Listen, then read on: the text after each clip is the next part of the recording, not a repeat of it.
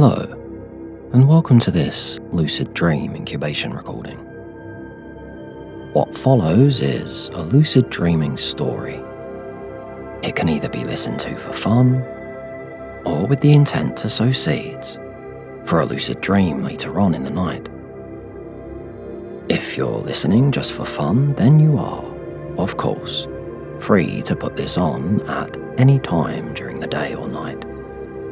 However, if you decide to listen with the intent to incubate a lucid dream, then we recommend listening to it either just before getting into bed or whilst falling to sleep.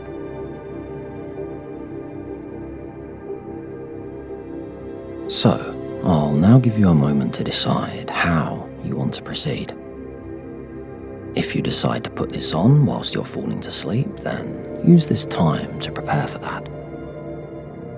Turn off your lights, draw your curtains, get into bed, and do whatever else you need in order to feel fully settled. And when my voice returns in a minute or two, the lucid dream incubation will begin.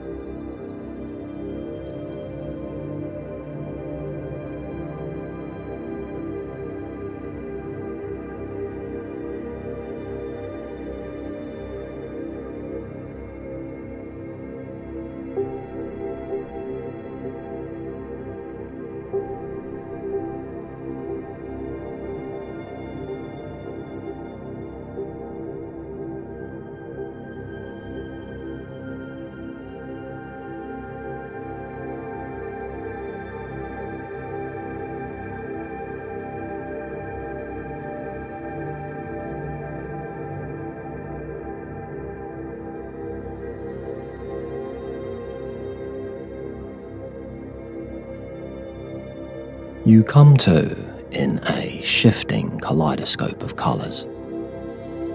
Strange shapes around you, slowly morphing from one form to another. And with a flash, they're gone. Then back again, slightly shifted to the right. This time a different colour. And then gone again. You quietly watch this back and forth dance, changing, building and collapsing. A flash of a face comes, first animate, then frozen in place. In the beginning, you don't realise what you're seeing, but eventually, you recognise it as hypnagogia. You're entering the dream space, lucid, from the offset.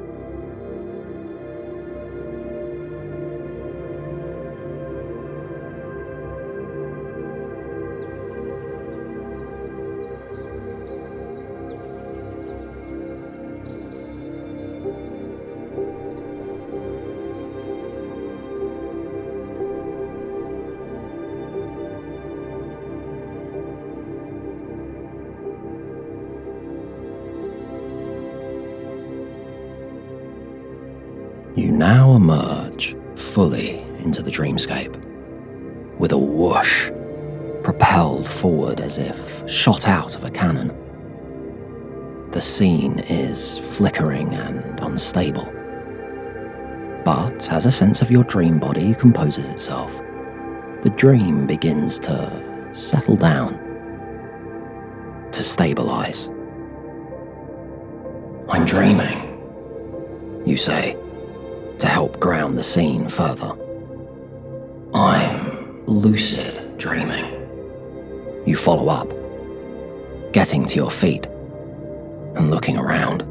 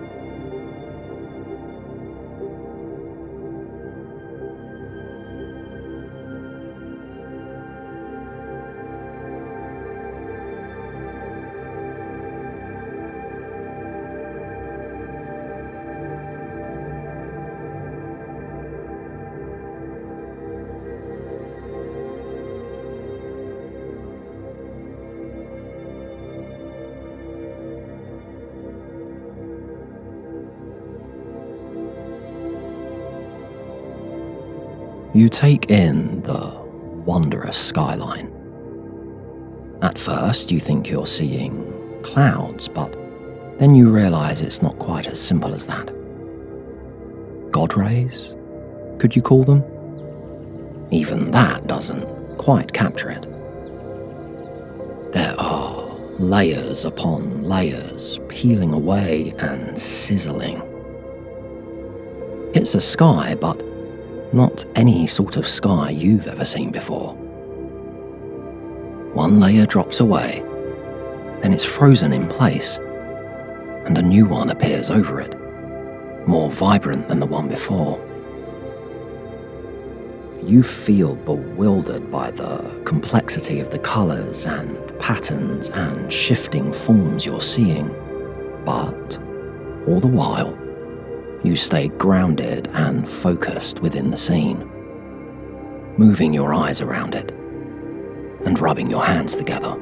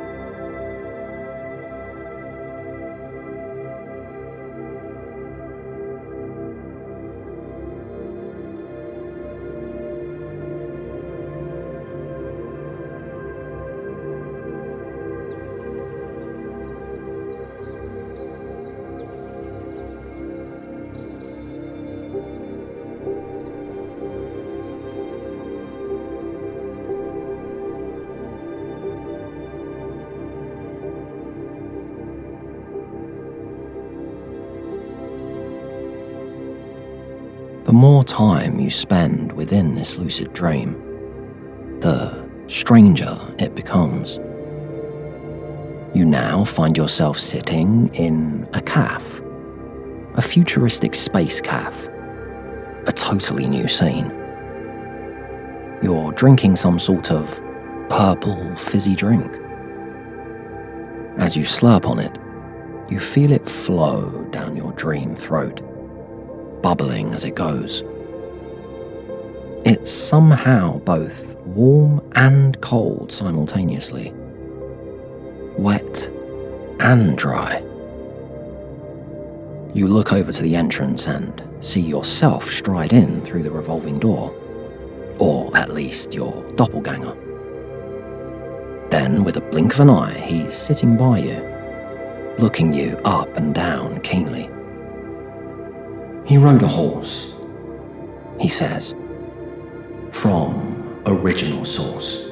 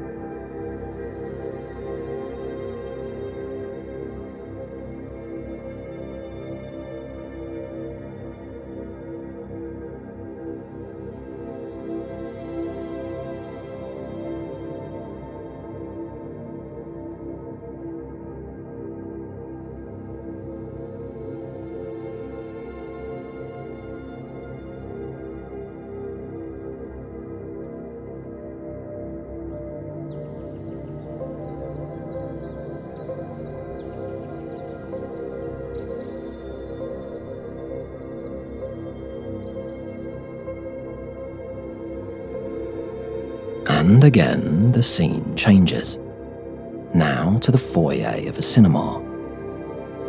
Yet still, your lucidity remains intact. You decide to check in with yourself before continuing. "Remember, I'm dreaming," you think. "Everything I'm experiencing is inside my own mind." And with a whoosh, a dream character wraps an arm around your shoulder and hurries you away. "You know, you really must meet him," he says. "Who?" you inquire, getting sucked in by the dream plot. "Well, some call him Spider, the spacesuit rider," he shoots back as you turn a bend and approach a large, imposing-looking structure. The dream character points up to it, motioning for you to go through. "He wants to meet you in the space between time. Just crouch to the left and turn on a dime." You follow his directions and feel your dream body warping as you do, entering an entirely new space.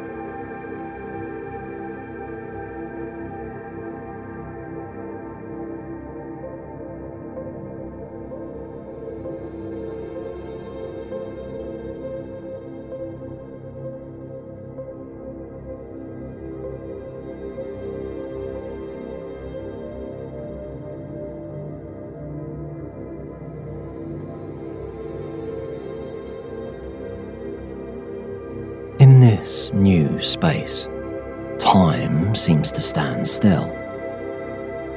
The dream character's gone now, and it's just you again. You once more compose yourself, gathering your thoughts and reiterating the fact you're dreaming. Remember, I'm dreaming. Remember, I'm dreaming. Remember, I'm dreaming. Lucidity is still strong, but your will to control the unfolding events is almost non-existent.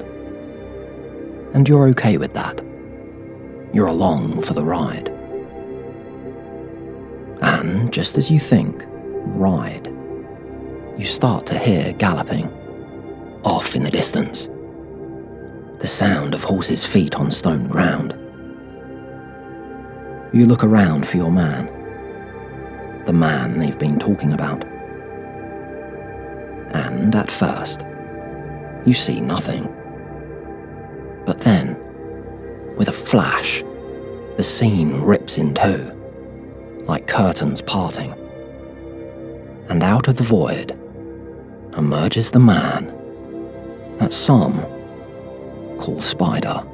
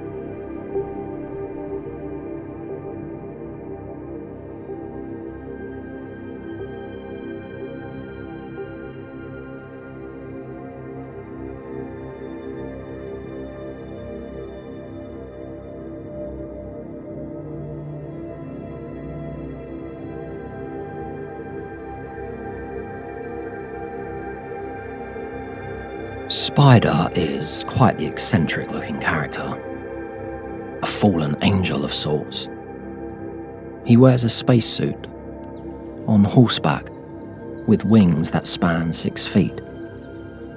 And his horse is a wonder too. Sleek white coat, and jet black marble eyes, a jeweled and sparkling headpiece. You look up in awe as he approaches, wondering who he represents and what message he wants to impart.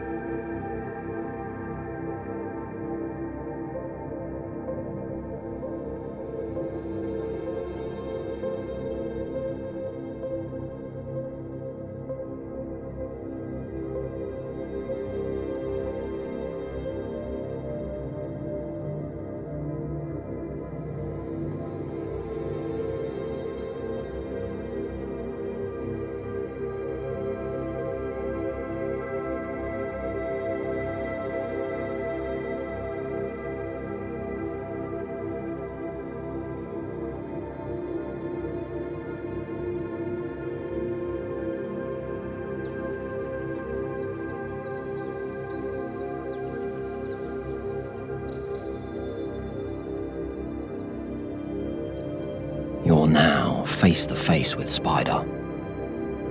He takes off his helmet and lays his hand on your shoulder. "Glad you made it," he says nonchalantly, smiling. "Who are you?" you inquire. "What part of my psyche do you represent?" He chuckles, placing his helmet neatly on the ground. "It's all symbols with you, isn't it? You're drunk on symbols," he says. You keep your eyes locked with his, not imposing your will, just listening. "Not everything's a message, you know. We don't all have something to share. But maybe I have something for you." He looks around cautiously before leaning in. "In each compartment of our mind is a rider, with a finger on the wheel. I am one, you are whole, and others bring the toll. So, one by one, reveal them, then travel by their side. Become them, outrun them, and the more that I'll confide, the more that I'll confide." You chew over his words as he disappears and the scene shifts once more.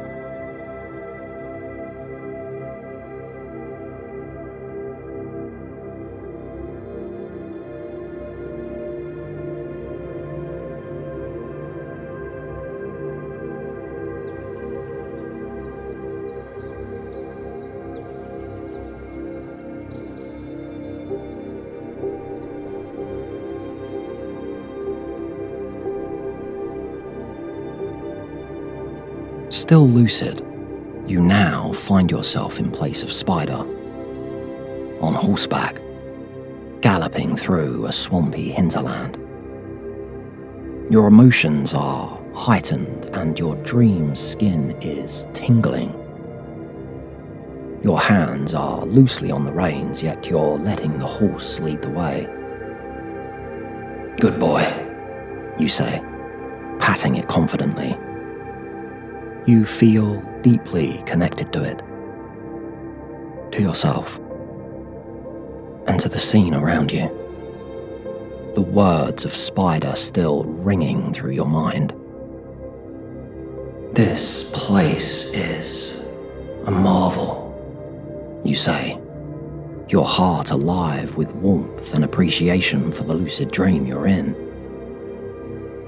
"He rode a horse," you say, bobbing up and down on the saddle with the swaying of the horse's gallop. "And now, so do I."